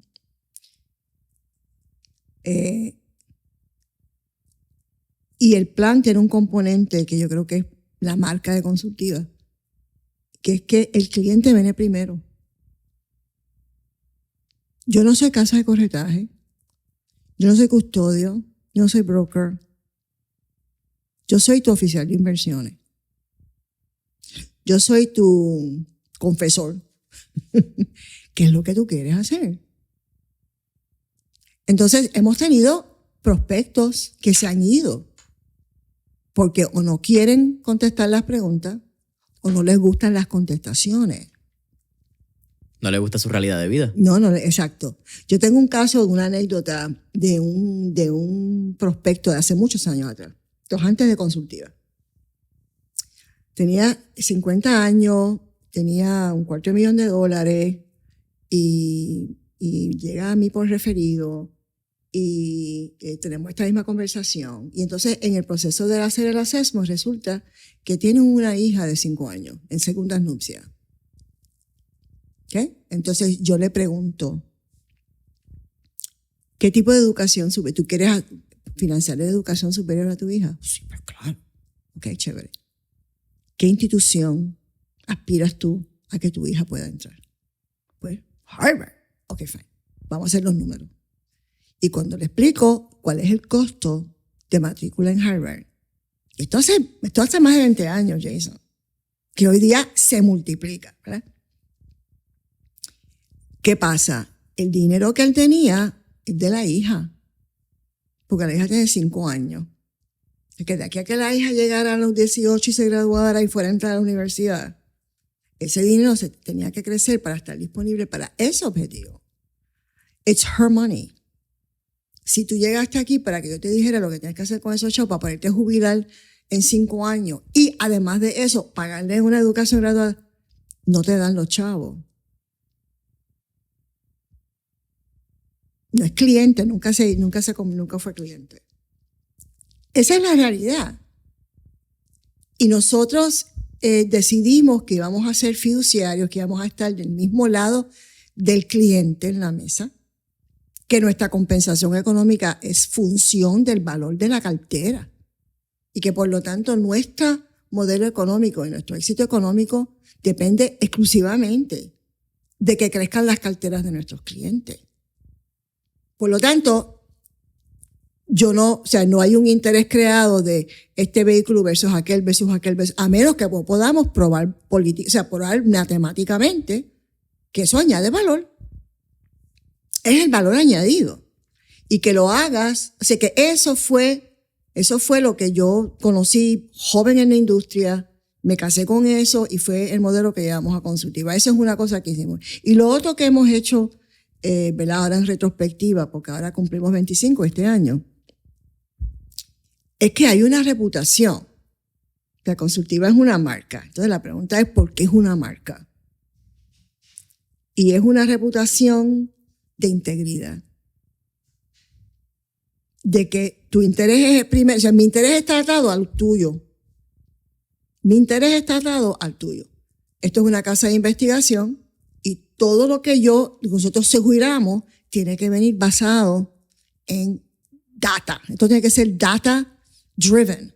Esto no es opinión de Mirna ni lo que digo el Wall Street Journal ayer. Esto tiene que ser data driven.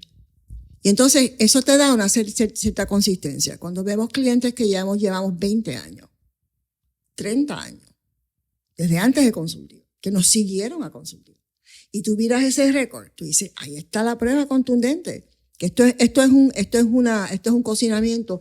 Y by the way, en una cartera de 20 años hemos pasado por 3 mercados en baja. En una de 30 hemos pasado por 4 o 5 mercados en baja.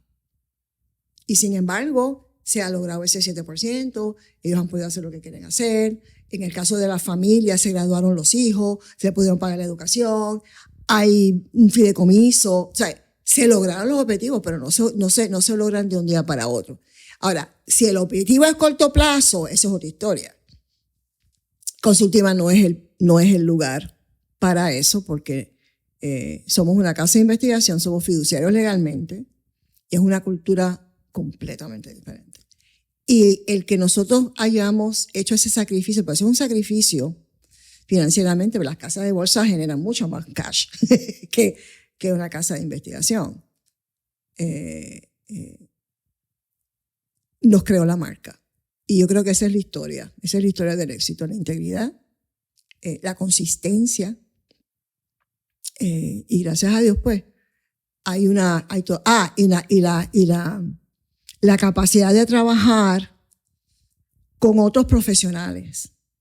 El abogado, el contable y nosotros somos los asesores más importantes de ese cliente a la hora de trabajar sus inversiones. Ya sea un individuo, una iglesia, un fondo total, o sea, el contable, el asesor de contabilidad, el asesor legal y el asesor de inversiones, el oficial de inversiones. Van a ser, ¿verdad? Y para tu generación, que lo vayan entendiendo, van a ser los asesores más importantes en tu vida financiera. Y que nosotros hayamos podido desarrollar esa reputación, esa camaradería con los profesionales en esos otros 2 campos, ha hecho una diferencia extraordinaria. Porque ellos son los primeros testigos que dicen, no, yo los conozco, mira, esa gente, tú sabes, y eso es lo que tú quieres, ¿no? Que se pregone la reputación. Y otra cosa que es importante para tu generación, entender, digo, para todos nosotros, ¿verdad? Pero ya que estamos hablando de la tuya. La reputación se desarrolla en el tiempo, ¿verdad? La reputación y la credibilidad. Un fallo y la pierdes, no la recuperas nunca. Particularmente en comunidades pequeñas como las nuestras, porque se riega. No te puedes dar el lujo de perderla porque es lo único. Tu carta de presentación es tu reputación. Y si algo pasó, hiciste algo, miraste para el lado, whatever, y la pierdes, Jason, no la recuperas nunca. No la recuperas. Importante. Mirna, llevamos 1:17. Esto ha sido, te digo, espectacular. Hubiese sido 1 hora, no hubiese sido justo. Aparte de toda mi admiración que la tiene y de verdad para mí ha sido un honor. Esto es una de esas entrevistas que marcan el pie de lo que hacemos en Mentores en Línea y dejar un legado. Son casi 50 años, lo he mencionado muchas veces.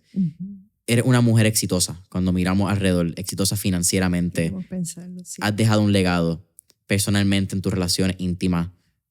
He visto el respeto que la gente, no solamente a quién le has dado, sino también quién te dio a ti.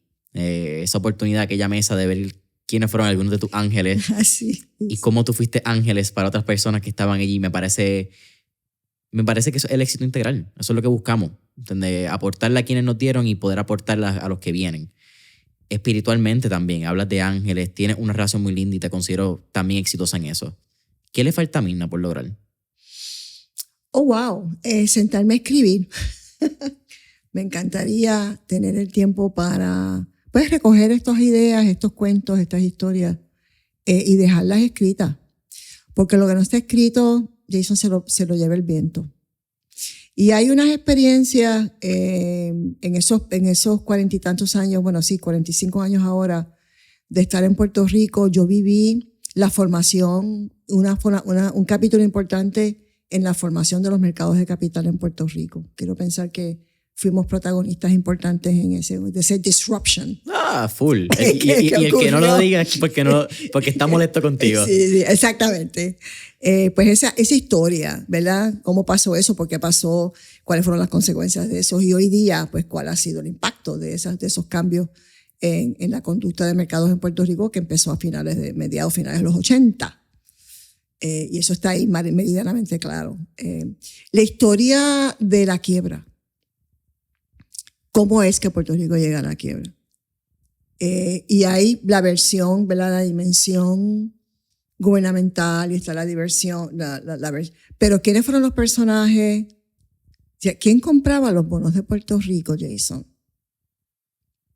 Cuando eran todos AAA y AA, ¿quiénes eran los que estaban comprando los bonos de Puerto Rico? ¿Quiénes estaban comprando los bonos de las emisiones que se hacen en la Autoridad de Energía Eléctrica, que llevó la autoridad de $800 millones a $5,000 millones? ¿Cuál fue el momento histórico en que eso estaba ocurriendo? Que lleva a la autoridad por coger una, ¿verdad? Por escoger una, porque había 17 entidades que hacían emisiones en Puerto Rico, que lleva a armar una deuda puramente en función de cubrir unos déficits operacionales en lo que se resolvía la crisis económica del país. ¿Quiénes fueron los personajes? ¿Por qué se hizo eso? ¿Y quién compraba esos bonos? Éramos nosotros, Jason. ¿Qué era lo que estaba pasando en los mercados en Puerto Rico en esa época? ¿Por qué se llega al punto de la quiebra? Toda esa historia de la quiebra para acá está súper documentada, porque entra el elemento legal y que si los bonos, que si las emisiones fueron o no legales, que eso, pues, tú sabes, otro tema. Pero ¿qué nos llevó ahí? ¿Qué nos llevó a la debacle de bienes raíces en Puerto Rico? ¿Qué nos llevó a la debacle de los bancos en Puerto Rico? Fue en el 2004. Empiezan a quebrar los bancos en Puerto Rico. Esa historia, desde el crisol de alguien que está conversando con clientes todos los días y viendo estados de otras casas todos los días. Mira, es que me llegó este estado, mira, y mira, yo no entiendo lo que eso quiere decir. Y la terapia que eso requirió porque nosotros, como no hacemos eso, pues no sabíamos, ¿verdad? Lo que estaba pasando o el grado, la dimensión, la proporción de lo que estaba pasando, hasta que empezamos a ver gente que alguien le dice, pues llámate a Mirna Rivera, ella no es broker, llámate a Mirna, a ver lo que ella te puede explicar.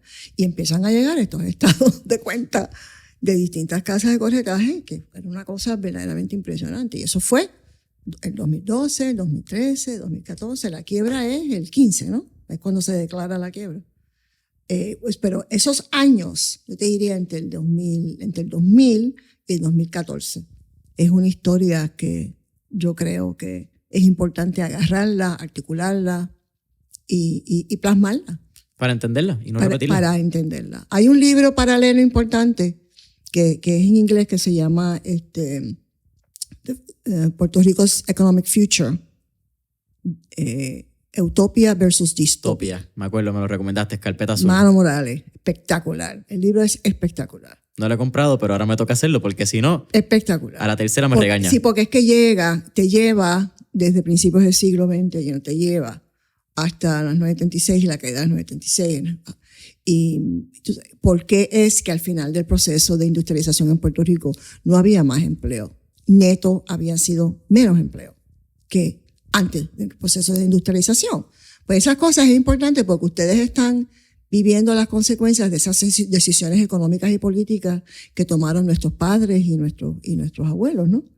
Y entonces ustedes vienen y se están preguntando, ustedes son los hijos de la crisis. Claro. Ustedes han vivido en crisis, tú sabes, la historia que están escuchando desde siempre es una historia de crisis. Y entonces, pues, ¿cuáles fueron los elementos que condujeron a esa crisis? Así que eso, y lo otro es la música. Ayudar a rescatar los espacios para para el talento musical puertorriqueño. Puerto Rico es un país musical. En el siglo XVI y XVII, aquí llegaron todos los grandes imperios del mundo moderno, pasaron por aquí, depositaron ADN, y aquí estamos.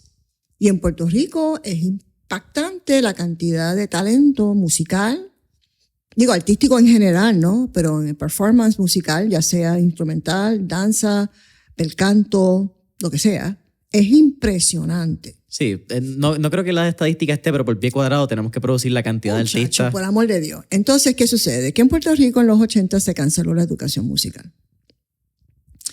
Y muchas de las organizaciones que se armaron en los 50, que los armó don Pablo Casals, etc., pues se crean y están financiadas por el Estado, son parte del Estado, del gobierno del Estado. Conservatorio de Música, Sinfónica de Puerto Rico, Escuela de Artes Plásticas, Instituto de Cultura, ¿verdad? Los hijos de los legados de don Pablo Casals y don Ricardo Alegría. Que en paz descansen. Vienen como parte del Estado y siguen siendo parte del Estado. Entonces ahora tenemos un Estado, un aparato estatal, que está lidiando con el lío de la quiebra, ¿verdad? Y de cuadrar los presupuestos. Y la cultura ha sufrido. Cuando la cultura es menos del 2% del presupuesto nacional, pero es fácil cortar por ahí. Y cuando tú miras todos los países de Latinoamérica para arriba, o de América, es más, todos los países del mundo, no es de ni Latinoamérica, pero me gusta ser Latinoamérica porque a veces pensamos que son los indios entaparrados que todavía están tirando el arco y flecha. Sorry. Y pregúntale a cualquier niño, o sea, desde México hasta Brasil, y saben su historia. Quiénes fueron sus figuras, independencia, movimiento, insurrencistas, todo. Pregúntalo en Puerto Rico y muchos se ha perdido porque no lo educamos. No los educamos. Y entonces, pues, tú sabes, obviamente eso es un tema de qué está pasando con educación y cuál es la política pública con respecto a educar a tu país. El elemento en el que yo me enfoco es ese. ¿Por qué? Porque yo vengo de una familia de músicos, yo estudié música, a mí no me tienen que contar el impacto de la educación musical. No tienes que hacerte músico. Es que la educación musical tiene un impacto neuronal. Increíble. Increíble. Y eso ya está probado científicamente.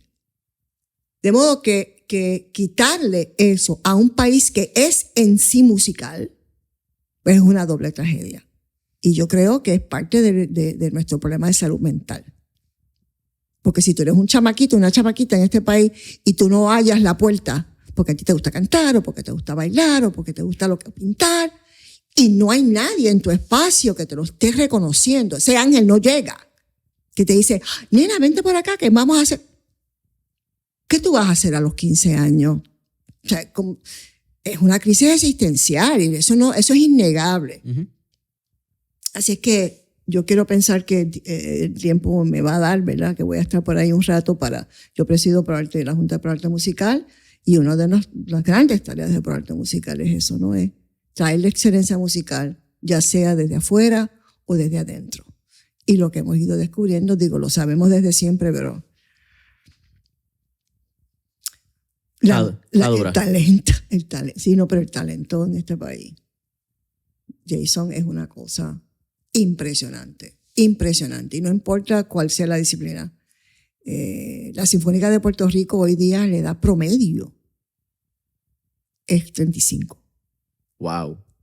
Tú vas a un concierto de la Sinfónica y te invito a que vayas un día y te sientes allí. He ido. A escuchar esa Sinfónica. Y tú mires los primeros violines, los chelos, los que tienes de frente. Sí. Jóvenes. Hay algunos que todavía no se han graduado del conservatorio y ya están en la Sinfónica. Y no solamente eso, yo creo que también tú tener la oportunidad de ir a la sala Pablo Casals. Yo tuve la oportunidad de coger una clase de música clásica en la Universidad de Puerto Rico. Profesor, no me acuerdo. No nos llevábamos tan bien, porque yo me sentaba en la parte de atrás y éramos como 4 que nos pasábamos hablando. Entonces, como a mitad de clase él me cambió el frente, lo chistoso fue que los 3 de atrás siguieron hablando y yo, no era yo. O yo quizás era parte, pero no era el problema. Pero yo no era el problema. Y tú sentarte, no solamente desde el frente, sino en el segundo piso de la Pablo Casals, y tú poder ver los instrumentos, la organización. Todo.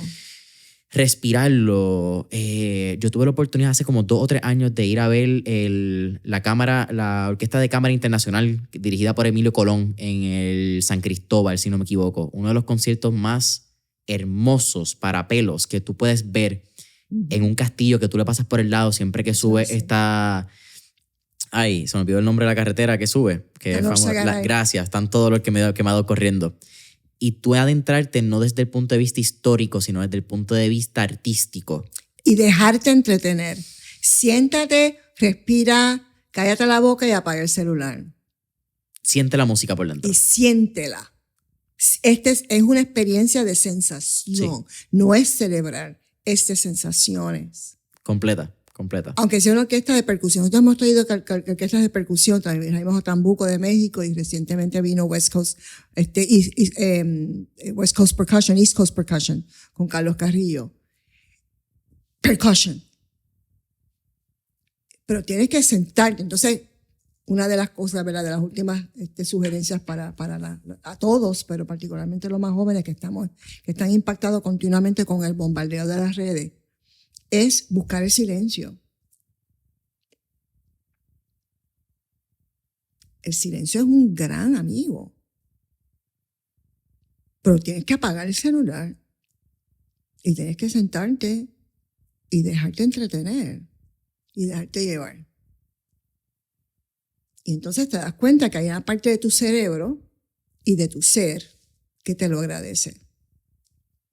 Y dices, wow, qué chévere se sintió eso. Y entonces nosotros estamos provocando esos encuentros continuamente. Nosotros hacemos más de 25 producciones anuales. Wow. Y la mitad, más de la mitad, son artistas profesionales puertorriqueños que ya están en Europa o en Estados Unidos y otros que están local, ¿verdad?, que se han quedado acá. Entonces tú dices, mira, eso es posible. Es posible. A pesar de que no tienes educación musical. ¿Por qué? Porque aparece un ángel, aparece un maestro, una maestra que se dio cuenta que tú podías pintar o que tenías una voz linda porque hicieron una obrita de teatro y te pusieron a cantar. Ya, mira, fíjate. Y supieron que había un programa en el conservatorio o que había una escuelita de bellas artes en tu municipio. Son accidentes. Entonces, pues tú escuchas o tus papás, hopefully, pues escuchan por ti, ¿verdad? Y dicen, vamos a llevar a la nena acá, vamos a llevar a la nena allá. Y entonces, el que tengamos que hacerlo así es triste. Pero afortunadamente hay suficientes papás y abuelos que lo están haciendo, que lo siguen haciendo. Y llevan a los nenes todos los fines de semana. ¿Qué hay que hacer? El coro de niños de San Juan. O sea, cuando tú preguntas cómo es que esos nenes llegan allí, y te quiero leer, ¿verdad?, para terminar, un poema que yo me aprendí en el 9º grado, de las primeras cosas que aprendí a recitar en español. En la obra de graduación de mi 9º grado. Esto es de Abelardo López de Ayala, español, siglo XIX. La música es el acento que el mundo ha robado, lanza, cuando a dar forma no alcanza a su mejor pensamiento. De la flor del sentimiento es el aroma lozano, es el bien más soberano, presentimiento suave, y es todo lo que no cabe dentro del lenguaje humano.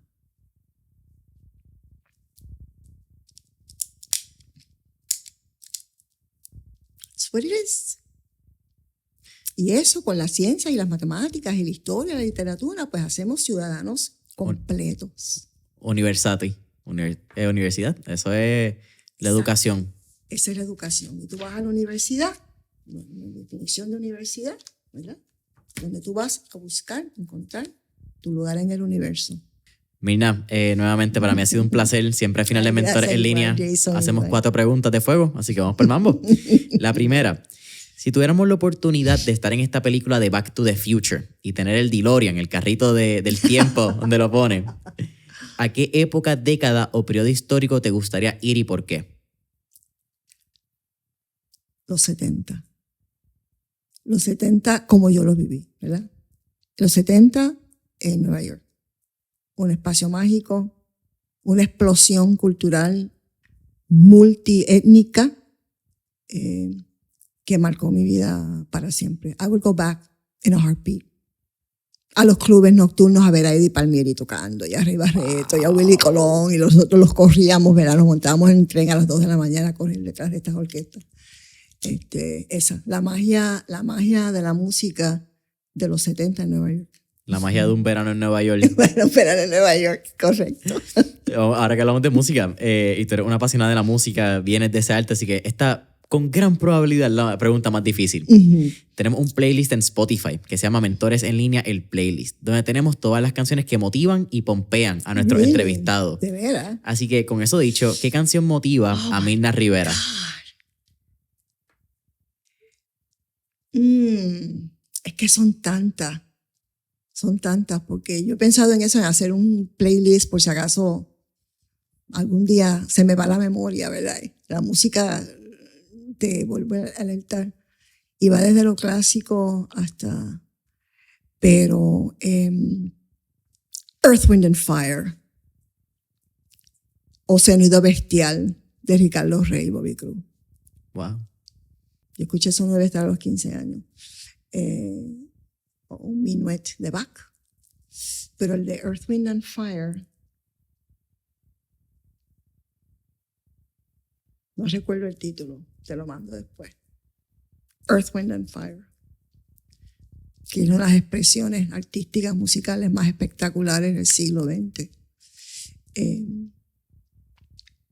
Earth, Wind and Fire. Earth, Wind and Fire. Simon and Garfunkel.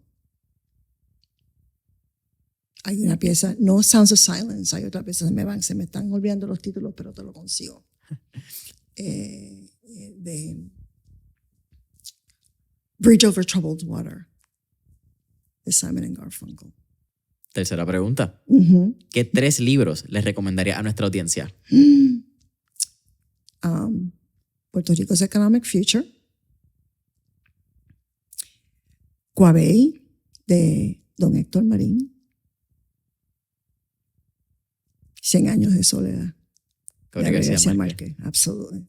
A must. Wow, qué cool que me lo menciones porque tuve la oportunidad de ver la secundaria en la que estudió Gabriel García Márquez en Zipaquirá hace 72 horas. Ya es como el Quijote, ¿no? It's a must read. Primero porque no solamente te entretiene, pero te enseña a pensar. Y te da historia. Te da historia. Perspectiva. Y perspectiva histórica, definitivo. Definitivo. Pero sí, 100 años de soledad. Otro es País de Cuatro Pisos, de Luis González, que habla de Puerto Rico. Los Condenados de la Tierra, de Frantz Fanon, que habla del colonialismo. No, y por ahí seguimos, tranquilo. Nada que ver con los números. Esto es, ¿verdad? Historia. Historia, literatura maravillosa. Mirna, ¿cuál es tu última pregunta? ¿Cuál sería tu última recomendación para nuestros escuchas? Es bien importante que te tomes el tiempo y respires hondo, busques el silencio y reflexiones sobre la felicidad. Todas las decisiones que tú tomes van a sumar o restar de tu felicidad.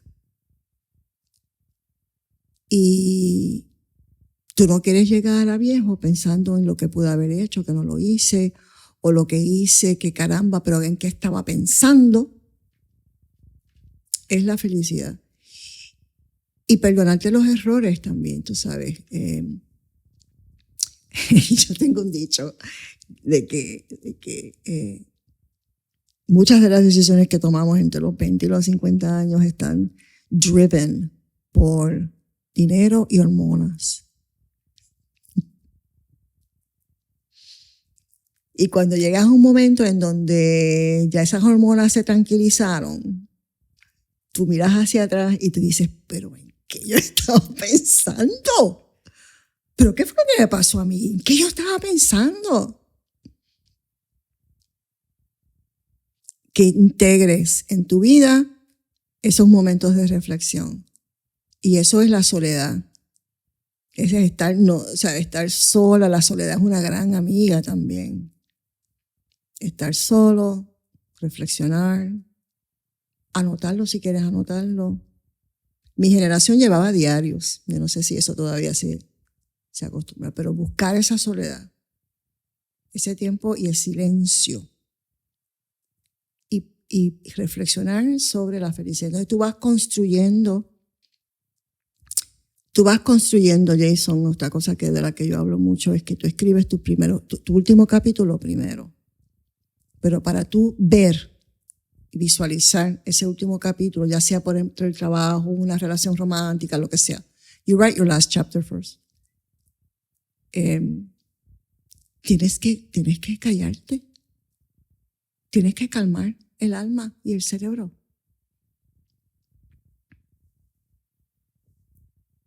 It works. En mi casa hay una cámara de flotación. Yes, the sensory deprivation chamber. They're so cool. They're so no cool. te creo, that's awesome. ¿Y para qué sirve eso? Para eso. Te calmas. Esta es la que flota como en agua de sal. En agua de sal. Para que pueda flotar y estar Para al mismo que pueda nivel. flotar, Sí. exacto. En un agua templada a temperatura de piel, cierras eso y se va el agua. Entonces, claro, tú cortas los sentidos de audición. Visual. Y los visual. Y eventualmente sensorial. Claro, porque ya está al mismo nivel Entonces, que el agua y estás flota. en el estado de alfa, que es el estado de reflexión. Solo, no ves nada, no oyes nada. Y hay gente pues que no puede bregar con eso. ¡Qué cool!